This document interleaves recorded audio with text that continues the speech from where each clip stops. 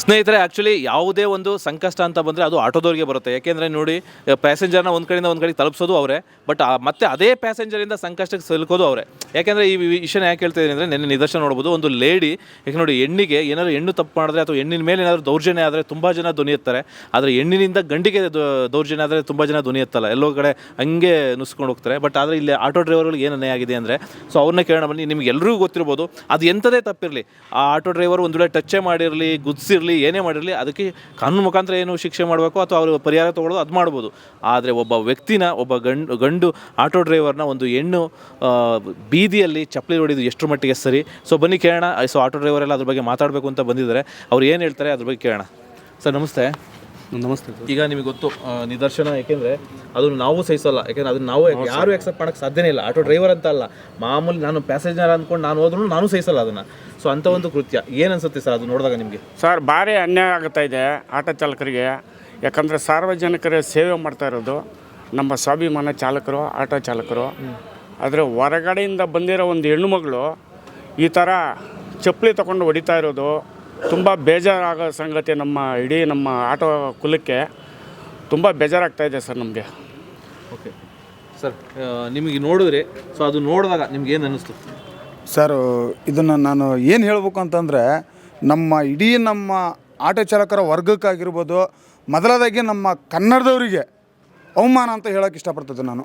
ಇವಾಗ ನಮ್ಮ ಆಟೋದವರಾಗಿರ್ಬೋದು, ಒಂದು ಕ್ಯಾಬ್ ಚಾಲಕರಾಗಿರ್ಬೋದು, ಬಂದ್ಬಿಟ್ಟು ಏನೋ ಒಂದು ಇವಾಗ ಆ ವ್ಯಕ್ತಿ ಬಂದ್ಬಿಟ್ಟು ಆಟೋ ಡ್ರೈವರು ವಿಡಿಯೋ ಮಾಡ್ಕೊಂಡ ಸರಿ ಹೋಯ್ತು. ಅದೇ ವ್ಯಕ್ತಿ ವಿಡಿಯೋ ಮಾಡ್ಕೊಂಡಿಲ್ಲ ಅಂತ ಅಂದಿದ್ರೆ ಇವತ್ತು ಅವನ ಮೇಲೆ ಏನೇನು ಅಪವಾದ ಹೊರಿಸಿರೋರು, ಇದೇ ಪೊಲೀಸ್ ಇಲಾಖೆಗಳ ಏನೇನು ಅಪವಾದ ಹೊರಿಸಿರೋರು. ಸುಮಾರು ಇಂಥ ಘಟನೆಗಳು ಸುಮಾರು ಸರಿ ನಡೆದಿದೆ. ನಡೆದಾಗೆಲ್ಲ ಪ್ರತಿ ಒಂದು ಬಾರಿ ಬಂದಾಗೂ ಕೂಡ ಆಟೋ ಡ್ರೈವರ್ ತಪ್ಪು, ಕ್ಯಾಬ್ ಡ್ರೈವರ್ ತಪ್ಪು, ಚಾಲಕರ ತಪ್ಪು. ಏನೇ ಮಾಡಲಿ ಚಾಲಕರ ತಪ್ಪು ಅಂತ ಹೇಳ್ತಾರೆ. ಬಟ್ ಚಾಲಕರು ಯಾವ ಥರ ಮಾಡ್ತಾನಂದರೆ, ಒಂದು ಹೆಣ್ಣು ಮನೆಗೆ ಬಂದು ಗಾಡಿಯಲ್ಲಿ ಕುತ್ಕೊಂಡ್ರೆ ಒಂದು ಸ್ವಂತ ಅಕ್ಕ, ತಂಗಿ, ಮಗಳು, ತಮ್ಮ ಅಂತೇಳಿ ತಾಯಿ ಸಮ ನೋಡ್ಕೊಂಡು ಅವ್ರನ್ನ ಹೋಗಿ ಸೇಫ್ಟಿಯಾಗಿ ಅವ್ರ ಮನೆಗೆ ತಲುಪಿಸೋಂಥ ಜವಾಬ್ದಾರಿ ಮಾಡ್ತಾ ಇರೋದು ಇವತ್ತು ಚಾಲಕ ವರ್ಗ. ಅಂಥ ಚಾಲಕ ವರ್ಗಕ್ಕೆ ಬಂದ್ಬಿಟ್ಟು ಇವರು ಹೊರ ರಾಜ್ಯದಿಂದ ಬಂದು ಇಲ್ಲಿಗೆ ನಮ್ಮ ರಾಜಧಾನಿ ಬೆಂಗಳೂರು ರಾಜಧಾನದಲ್ಲಿ ಬಂದ್ಬಿಟ್ಟು ಒಂದು ಹೊತ್ತಿನ ಊಟಕ್ಕೆ ಸಂಪಾದನೆ ಮಾಡ್ಕೊಂಡದವ್ರು ಅಂದಾಗ ಇವಳು ಏಕಾಏಕಿ ಆ ವ್ಯಕ್ತಿ ಮೇಲೆ ಕೈ ಮಾಡಿರೋದು ಎಷ್ಟರ ಮಟ್ಟಿಗೆ ಸರಿ ಅಂತ ನಾನು ಇದನ್ನು ಆಟೋ ಚಾಲಕನಿಗೆ ಅವನು ಒಬ್ಬನಿಗೆ ಇವತ್ತು ಅನ್ಯಾಯ ಆಗಿದೆ. ಪ್ರತಿಯೊಬ್ಬರಿಗೂ ನಾಳೆ ಇನ್ನೊಂದು ಥರ ಆಗಿಲ್ಲ ಅಂತ ಯಾವ ಗ್ಯಾರಂಟಿ ಇದೆ? ಅದಕ್ಕೆ ಇವತ್ತು ಅವನಿಗೆ ಒಂದು ನ್ಯಾಯ ದೊರಕಿಸ್ಕೊಡಿ ಅಂತ ತಮ್ಮ ಹತ್ರ ಕೇಳ್ತಾ ಇದ್ದೀವಿ. ಅದನ್ನು ಅವಳು ಸಾರಿ ಕೇಳೋದಕ್ಕಿಂತ ಫಸ್ಟ್ ಆಫ್ ಆಲು ಅವಳು ಸ್ಲಿಪ್ಪರ್ ಇವತ್ತು ಅವನಿಗೆ ಯಾವ ಥರ ಪಬ್ಲಿಕಲ್ಲಿ ನಿಂತ್ಕೊಂಡು ಹೊಡೆದಿದ್ದಾಳೆ, ಅದೇ ಥರನ ನಿಮ್ಮ ಮೀಡಿಯಾದವ್ರ ಮುಂದೆ ನಿಂತ್ಕೊಂಡು ಅವಳು ಸ್ಟೆಪ್ಪಲ್ಲಿ ತೊಗೊಂಡು ಅವಳೇ ಹೊಡ್ಕೊಂಡ್ರೆ ನಮಗೂ ಒಂದು ಆಟೋ ಚಾಲಕರಿಗೆ ಇವತ್ತು ನಮ್ಮ ಬೆಂಗಳೂರು ಆಟೋ ಸೈನ್ಯದಲ್ಲಿಗೆ ನಮ್ಮ ರಾಜ್ಯ ಅಧ್ಯಕ್ಷರಾದಂಥ ಚೇತನ್ ಸರ್ ಅವರಿಗೆ ಒಂದು ಬೆಲೆ ಸಿಗುತ್ತೆ. ಏನಕ್ಕೆ ಅಂತಂದ್ರೆ ಅವ್ರು ಇವತ್ತು ನೈಟ್ ಟು ಡೇ ಕಷ್ಟಪಟ್ಬಿಟ್ಟು ಇವತ್ತು ಅಲ್ಲಿ ಹೋಗ್ಬಿಟ್ಟು ಬೆಲೆ ಮಾಡ್ತಿದ್ದಾರೆ ಅಂದರೆ ಒಂದು ತಪ್ಪು. ಮನುಷ್ಯ ಅಂದಮೇಲೆ ರೋಡಲ್ಲಿ ಬಂದಮೇಲೆ ತಪ್ಪಾಗೋದು ಸಹಜ. ಅದು ಅಪಘಾತ ಆಕಸ್ಮಿಕ ಆಗುತ್ತೆ, ಬಟ್ ಅದಕ್ಕೆ ಅದು ಏನು ಸೊಲ್ಯೂಷನ್ ಬೇಕು ಅದು ಏನು ಮಾಡಬೇಕು ಅಂತ ಕಾನೂನು ಇದೆಯಲ್ವಾ? ಪೊಲೀಸ್ನವ್ರು ಅದಾರಲ್ವಾ, ಪೊಲೀಸ್ನಿಗೆ ಹೋಗಿ ಹೇಳ್ಬೋದಲ್ವಾ? ಆ ಕೆಲಸ ನೀನು ಕಾನೂನು ಕೈ ತಗೊಳ್ಳೋದಾದರೆ ಪೊಲೀಸ್ ಏನಕ್ಕೆ, ಕಾನೂನು ಏನಕ್ಕೆ ನಿಮಗೆ? ಅದನ್ನು ನಾನು ಇಷ್ಟು ಮಾತ್ರ ಹೇಳೋಕ್ಕೆ ಇಷ್ಟಪಡ್ತಿದ್ದೀನಿ. ಅವಳಿಗೆ ಇವತ್ತು ಅವಳು ಸಾರಿ ಕೇಳೋಕ್ಕಿಂತ ಫಸ್ಟ್ ಆಫ್ ಆಲು ಅವಳು ಚಪ್ಪಲಿ ತೊಗೊಂಡು ಅವಳು ಹೊಡ್ಕೋಬೇಕು. ಆ ವ್ಯಕ್ತಿಗೆ ಏನಿದೆ ಅದು ನ್ಯಾಯ ದೊರಕಿಸ್ಕೊಡ್ಬೇಕು. ಅವಳು ಇಲ್ಲಿಂದ ನಮ್ಮ ಕರ್ನಾಟಕದಿಂದ ಗಡಿ ಪಾರಾಗಬೇಕು.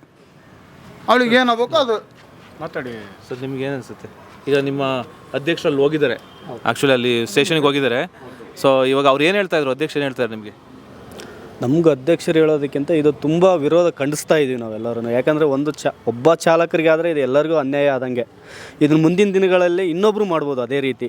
ಯಾಕಂದರೆ ಲಾಸ್ಟ್ ಟೈಮು ಒಬ್ಬ ಯುವತಿ ಅದ್ಯಾವುದೋ ಒಂದು ಘಟನೆ ಆಯಿತು. ಆ ಘಟನೆಯಲ್ಲಿ ಇಮಿಡಿಯೇಟ್ಲಿ ಒಂದು 12 ಅವರ್ಸಲ್ಲೇ ನಮ್ಮ ಚಾಲಕರನ್ನ ಹಿಡಿದು ಹಾಕಿದ್ರು. ಇವತ್ತು ಅದನ್ನ ಇನ್ನೂವರೆಗಾದರೂ ಅವ್ರ ಮೇಲೆ ಕಂಪ್ಲೇಂಟ್ ಆ್ಯಕ್ಷನ್ ಆಗಿಲ್ಲ, ಅವ್ರನ್ನ ಒಳಗಡೆ ಹಾಕಿಲ್ಲ. ಇದು ಯಾವ ನ್ಯಾಯ? ನಮ್ಮ ಚಾಲಕರಿಗೊಂದು ನ್ಯಾಯ, ಪಬ್ಲಿಕ್ಕಿಗೊಂದು ನ್ಯಾಯನಾ? ಇದು ಪ್ರತಿಯೊಬ್ಬರಿಗೂ ಒಂದೇ ರೀತಿಯಾಗಿ ಕಾನೂನು ಇದೆ. ಆ ಕಾನೂನಿನ ಚೌಕಟ್ಟಿನಲ್ಲಿ ನಾವು ಇರ್ತಾ ಇದ್ವಿ. ಆದರೂ ನಮ್ಮ ಮೇಲೇ ಒಂದು ಅಪವಾದಗಳು ಜಾಸ್ತಿ ಆಗ್ತಾ ಇದೆ. ಮುಂದಿನ ದಿನಗಳಲ್ಲಿ ಇದನ್ನು ನಾವು ತುಂಬ ಖಂಡಿಸ್ತೀವಿ. ಇದನ್ನು ನಾವು ಆ ರೋಡ್ ಮೇಲೇ ಒಂದು ಪಬ್ಲಿಕ್ಕಲ್ಲಿ ಒಂದು ನಮ್ಮ ಚಾಲಕರಿಗೆ ಚಪ್ಪಲ್ ತಗೊಂಡು ಹೊಡೆದಿದ್ದಾಳಲ್ಲ, ಅದೇ ಪಬ್ಲಿಕ್ಕಲ್ಲಿ ಬಂದು ನಿಮ್ಮ ಮೀಡಿಯಾ ಮುಂದೆನೇ ಬಂದು ಸಾರಿ ಕೇಳಬೇಕು, ಪಬ್ಲಿಕಲ್ಲೇ ಕೇಳಬೇಕು ಅನ್ನೋದೇ ನಮ್ಮದು. ಫಸ್ಟು ಸಾರಿ ಕೇಳಿದ್ರು ಕೂಡ ಅದು ಇವಾಗ ನಾನು ಕೇಳಿದ್ನಲ್ಲ ಈ ಕೆಲಸನೂ ಅವ್ರು ಮಾಡ್ಕೊಬೇಕು, ಅವರೇ ಮಾಡ್ಕೊಬೋದು. ಅವರೇ ಮಾಡ್ಕೋಬೇಕು ಸರ್. ಅವ್ರ ಕಾಲೇಜ್ ಚಪ್ಪಲಿ ತಗೊಂಡು ಇವಾಗ ನಮ್ಮ ಚಾಲಕಿಗೆ ಯಾವ ಥರ ಹೊಡೆದಾಳೆ ಅದೇ ಥರನ ಅವಳು ನಂದು ತಪ್ಪಾಯಿತು ಅಂತ ಅವಳು 4 ಸರಿ ಅವಳು ಹೊಡೆದಾಳೆ, ಅವಳು 5 ಸರಿ ಅವಳು ಕಪಾಳಕ್ಕೆ ಅವಳು ಹೊಡ್ಕೋಬೇಕು. ಹೊಡ್ಕೊಂಡಾಗ್ಲೇನು ನಮ್ಮ ಆಟೋ ಡ್ರೈವರ್ಗಳಿಗೆ ಕನ್ನಡದವರಿಗೆ ಫಸ್ಟ್ ಆಫ್ ಆಲು ನಮ್ಮ ಬೆಂಗಳೂರು ರಾಜಧಾನಿಯಲ್ಲಿರತಕ್ಕಂಥ ಕನ್ನಡ ಅಭಿಮಾನಿಗಳಿಗೆ ಇದು ಒಂದು ನ್ಯಾಯ ಸಿಕ್ಕಂಗಾಗುತ್ತೆ. ಇಲ್ಲ ಅಂದರೆ ಇವತ್ತು ನಾನು ಮಾಡಿಬಿಟ್ಟು ನಾನು ಸಾರಿ ಅಂತ ಕೇಳ್ಬೋದು. ಅದಕ್ಕೆ ಕ್ಷಮೆ ಏನಿದೆ ಅಲ್ಲಿಗೆ? ಕ್ಷಮೆ ಕೇಳ್ಬೋದು, ಯಾರಾದರೂ ಕೇಳ್ಬೋದು ಕ್ಷಮೆನ. ಇವಾಗ ನಾನು ಒಬ್ಬರನ್ನ ಹೊಡೆದ್ಬಿಟ್ಟು ಸಾರಿ ಸರ್ ಅಂದ್ಬಿಟ್ರೆ ಮುಗ್ದೋಯ್ತು. ಅದು ಒಬ್ಬನ ಸಾಯಿಸ್ಬಿಟ್ಟು ಸಾರಿ ಅಂತ ಕೇಳಿದ್ರೆ ಅವ್ನು ಬಂದ್ಬಿಡ್ತದೆ, ಜೀವ ಬರಲ್ಲ. ಅದು ಒಂದು ಚಪ್ಪಲಿ ತಗೊಂಡು ಹೊಡೆಯೋದು ಅಂದರೆ ಎಷ್ಟರ ಮಟ್ಟಿಗೆ ಸರಿ ಸರ್? ಅದು ಎಷ್ಟು ಅವಮಾನ ಪಬ್ಲಿಕಲ್ಲಿ ಇವತ್ತು ಒಬ್ಬ ಆಟೋ ಡ್ರೈವರ್ ಮೇಲೆ ಗಂಡಸಿನ ಮೇಲೆ ಒಂದು ಹೆಣ್ಣೆಂಗ್ಸು ದೌರ್ಜನ್ಯ ಮಾಡಿದಾಳೆ ಅಂತಂದರೆ ಇನ್ನು ಪ್ರಜಾಪ್ರಭುತ್ವದಲ್ಲಿ ನಾವು ಇವಾಗ ಬೆಂಗಳೂರಲ್ಲಿ ನಮ್ಮಂಥ ಬಡಪಾಯಿಗಳು ಆಟೋ ಚಾಲಕರು ಇನ್ನು ಹೆಂಗೆ ಬದುಕಬೇಕು ನಾವು? ಈ ಥರ ಇವಾಗ ನೀವೆಲ್ಲ ಬಂದ್ಬಿಟ್ಟು ನಿಮ್ಮ ಮೀಡಿಯಾದವ್ರ ಮುಂದೆ ನಿಂತ್ಕೋಬೇಕು. ಅವಳು ಎಷ್ಟು ಚಾನಲ್ ಇದೆ ಅಷ್ಟು ಚಾನಲ್ ಹತ್ರನೂ ನಾನು ಕೇಳ್ಕೊಳ್ಳೋದು ಒಂದೇ, ಅದು ಅವರು ಎಲ್ಲರ ಹತ್ರನೂ ಬಂದ್ಬಿಟ್ಟು ಅವಳು ನನ್ನ ತಪ್ಪಾಗಿದೆ ಅಂದ್ಬಿಟ್ಟು ಅವಳು ಚಪ್ಪೆ ತಗೊಂಡು ಅವಳು ಹೊಡ್ಕೋಬೇಕು. ಅವಳು ಏನು ಅಂದ್ಕೊಂಡಿರ್ಬೋದೋ ಏನೋ ಗೊತ್ತಿಲ್ಲ. ನಾನು ಅವಳು ಅಂತಂದ ಬೈತಿದ್ದೀನಿ, ನಾನು ತಪ್ಪಾದರೂ ಪರವಾಗಿಲ್ಲ, ಬೇಕಾದ್ರೆ ನಾನು ರೆಸ್ಪೆಕ್ಟ್ ಕೊಡ್ತೀನಿ, ಕೊಡೋದಂತರಿಗಿಲ್ಲ. ನಾವು ಒಂದು ನ್ಯಾಯ ನೀತಿ ಅಂತ ಬಂದರೆ ನಾವು ಅಕ್ಕ ತಂಗಿ ಅಂತಂದು ತಿಳ್ಕೊಂಡು ನಾವು ಇವತ್ತು ಅಷ್ಟೇ ನೈಟ್ ಹೊತ್ತಿನಾಗ ಎಷ್ಟೊತ್ತಿನೇ ಬೇಕು ಅಷ್ಟೊತ್ತಿನಾಗ ಆದ್ರೂ ಅವ್ರ ಮನೆ ಹತ್ರ ಹೋಗಿ ತಲುಪಿಸೋಂಥ ಜವಾಬ್ದಾರಿ ನಮ್ಮದಿರುತ್ತೆ. ಯಾರೋ ಒಬ್ಬ ಮಾಡ್ತಾನೆ ತಪ್ಪು, ಎಲ್ಲರೂ ಒಂದೇ ಥರ ಇರೋಲ್ಲ ಸರ್. ಯಾರೋ ಒಬ್ಬ ಮಾಡ್ತಾನೆ ತಪ್ಪುಗಳನ್ನ, ಆ ತಪ್ಪು ಬಂದ್ಬಿಟ್ಟು ಎಲ್ಲನೂ ತಪ್ಪು ಅಂತ ಹೇಳೋದಕ್ಕಿಂತ ಅದು ತಪ್ಪಿಗೆ ಕ್ಷಮೆಗಿಂತ ಫಸ್ಟ್ ಆಫ್ ಆಲು ಅವಳು ಚಪ್ಪಲಿ ತಗೊಂಡು ಅವಳೇ ಹೊಡ್ಕೋಬೇಕು. ಇವಾಗ ನಮ್ಮ ಅಧ್ಯಕ್ಷರು ಇವಾಗ ಅಲ್ಲಿ ಸ್ಟೇಷನ್ ಹತ್ರ ಆದವ್ರೆ, ಅವ್ರು ಇಲ್ಲಿ ಬರಬೇಕಾಗಿತ್ತು. ಆ್ಯಕ್ಚುಲಿ ಅವ್ರು ಬರೋಕೆ ಕಾರಣಾಂತರವಾಗಿ ಇವಾಗ ಇವರು ನೀವು ಇಲ್ಲಿಗೆ ಬಂದಿದ್ದೀರಾ, ಅವ್ರು ಅಲ್ಲೇದವ್ರೆ. ತಿಂದ್ರಲ್ಲ ಅವ್ರೇನೋ ಪರಿಚಯ ನಿಮಗೆ? ನಮ್ಮ ಸಂಘಟನೆದಲ್ಲೇ ಇರೋದು ಸರ್, ನಮ್ಮ ಸಂಘಟನೆದವ್ರೆ. ನಮ್ಮ ಸಂಘಟನೆ ಬೆಂಗಳೂರು ಆಟೋ ಸೇನೆ ಸಂಘಟನೆ ಸದಸ್ಯತ್ವ ಐ ಡಿ ಕಾರ್ಡ್ ಎಲ್ಲ ಇದೆ ಅವ್ರ ಹತ್ರ.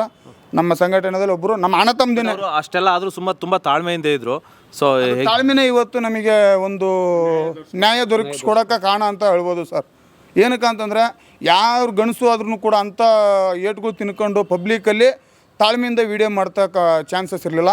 ಆ ವ್ಯಕ್ತಿ ಅವಳು ಕೆಟ್ಟದಾಗಿ ಬಿಹೇವ್ ಮಾಡ್ತಾ ಇರೋದಕ್ಕೆ ಇವರು ವೀಡಿಯೋ ಮಾಡ್ತಾ ಇರೋ ಕಾರಣ ಬಂದ್ಬಿಟ್ಟು, ನೀನು ವೀಡಿಯೋ ಮಾಡ್ತೀಯಾ, ಏನು ಮಾಡ್ತೀಯೋ ಹಾಗೆ ಹಿಂಗೆ ಅಂದ್ಬಿಟ್ಟು ಅವನಿಗೆ ಕನ್ನಡದಲ್ಲಿ ನೀನು ಮಾತಾಡೋಕ್ಕಾಗಲ್ವ, ನೀನು ಬರೀ ಹಿಂದಿಯಲ್ಲೇ ಮಾತಾಡ್ಬೇಕು ಹಂಗೆ ಹಿಂಗೆ ಅಂತ ಕೆಟ್ಟದಾಗೆಲ್ಲ ಮಾತಾಡಿರೋ ಕಾರಣ ಇವರಿಗೆ ಭಯ ಆಗಿಬಿಟ್ಟು ಒಂದು ಲೇಡೀಸ್ ಅಲ್ವಾ ಒಂದು ವೀಡಿಯೋ ಮಾಡ್ಕೊಂಡವ್ರೆ. ವೀಡಿಯೋ ಮಾಡ್ಕೊಳ್ಳೋ ಕಾರಣ ಇವತ್ತು ಅವರಿಗೆ ನ್ಯಾಯ ದೊರಕಿಸ್ಕೊಡೋಕ್ಕೆ ಸಾಧ್ಯತೆ ಆಗಿದೆ. ಇಲ್ಲ ಅಂತಂದಿದ್ರೆ ಇವತ್ತು ಅವನು ತಪ್ಪು ಅಂತ ಹೇಳ್ತಾ ಇದ್ರು ಎಲ್ಲರೂ ಬಂದ್ಬಿಟ್ಟು. ಅವ್ನು ವೀಡಿಯೋ ಮಾಡ್ಕೊಂಡಿರೋ ಕಾರಣ ನೀನು ಯಾಕೆ ವೀಡಿಯೋ ಮಾಡ್ತಾಯಿದ್ದಿ ಅಂದ್ಬಿಟ್ಟು ಕಾಲ ಚಿಪ್ಪಲ್ ತಗೊಂಡು ಹೊಡೆದಾಳೆ. ಅದೊಂದೇ ನಾವು ಕೇಳೋದು. ಅವಳು ಹೆಂಗೆ ಹೊಡೆದಾಳೆ ಅದೇ ಥರನ ಮತ್ತೆ ಕೇಳ್ತಿದ್ದೀನಿ, ಅದೇ ಥರನ ಅವಳು ಹೊಡ್ಕೋಬೇಕು. ಹೊಡ್ಕೊಂಡ ಮೇಲೆ ನಮಗೆಲ್ಲರಿಗೂ ಒಂದು ಆಟೋ ಚಾಲಕರಿಗಾಗಿರ್ಬೋದು, ಒಂದು ಪಬ್ಲಿಕ್ಕಿಗೆ ಕನ್ನಡದವರಿಗಾಗಿರ್ಬೋದು, ಎಲ್ಲರಿಗೂ ಒಂದು ಒಳ್ಳೆಯದು ಮಾತಾಡಿ ಅಷ್ಟೇ. ಅವರು ಏನು ಹೇಳಿದ್ದಾರೆ ನಿಮಗೆ, ಏನಾಗಿತ್ತಂತೆ?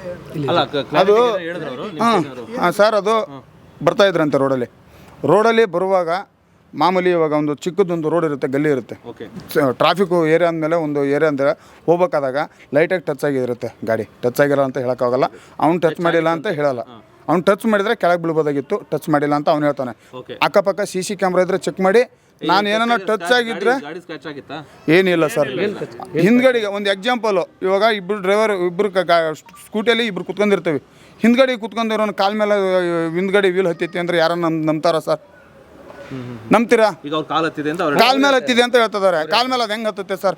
ಹಿಂದ್ಗಡೆ ಕುತ್ಕೊಂಡಿರೋರಿಗೆ.